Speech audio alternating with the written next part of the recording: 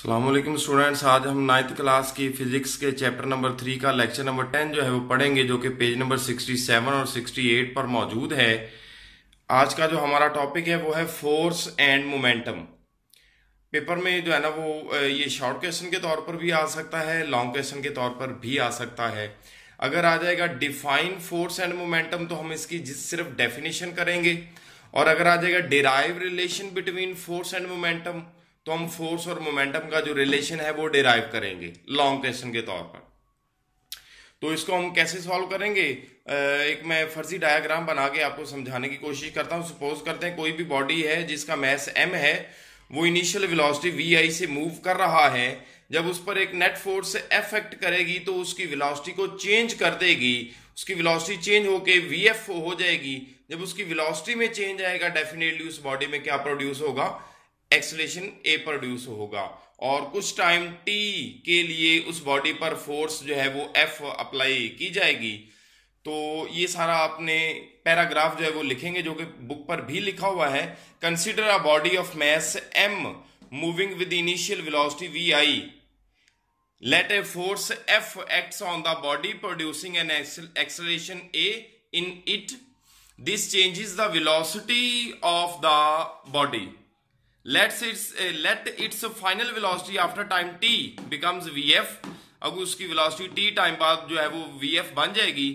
अब if pi and pf are the initial momentum and final momentum of the body related to initial and final velocities, कि चूंकि उस body की दो velocities हैं, initial velocity, final velocity, इनके respect फिर उस बॉडी का मोमेंटम जो है वो भी दो होंगे, डिफरेंट, इनिशियल मोमेंटम और फाइनल मोमेंटम। इनिशियल मोमेंटम को हम बेटा डिनोट करेंगे पी से, और फाइनल मोमेंटम को हम डिनोट करेंगे pf से। ये बन जाएंगे initial momentum is equal to P and final momentum is equal to pf।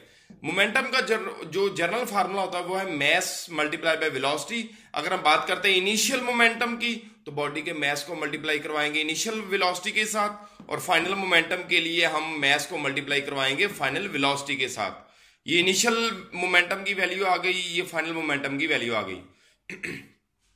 उसके बाद अगर हम चेंज इन मोमेंटम फाइंड करें, तो चेंज इन मोमेंटम के लिए फाइनल मोमेंटम में से इनिशियल मोमेंटम को माइनस करना पड़ेगा।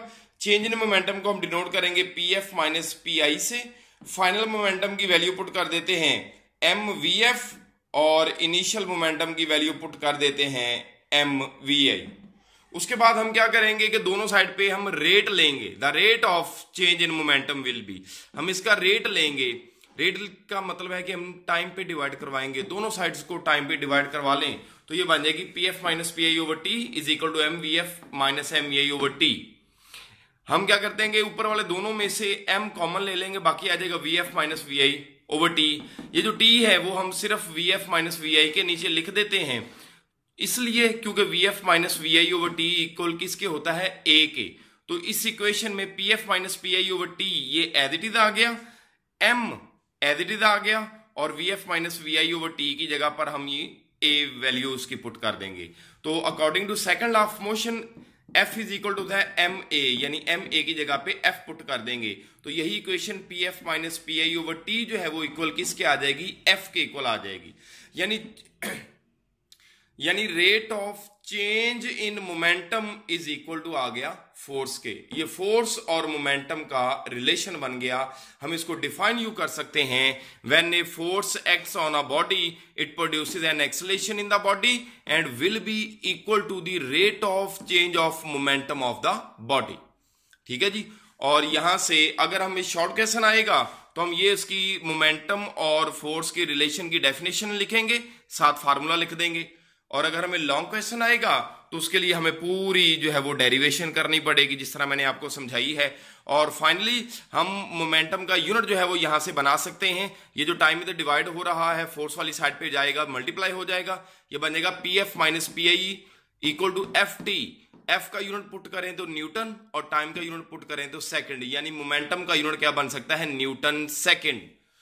SI unit of momentum is newton second which is same as kilogram metre per second. हमने ये मोमेंटम का एक यूनिट SI यूनिट पहले पढ़ा हुआ है किलोग्राम मीटर पर सेकंड, और एक इस इक्वेशन से बनता है आज न्यूटन सेकंड।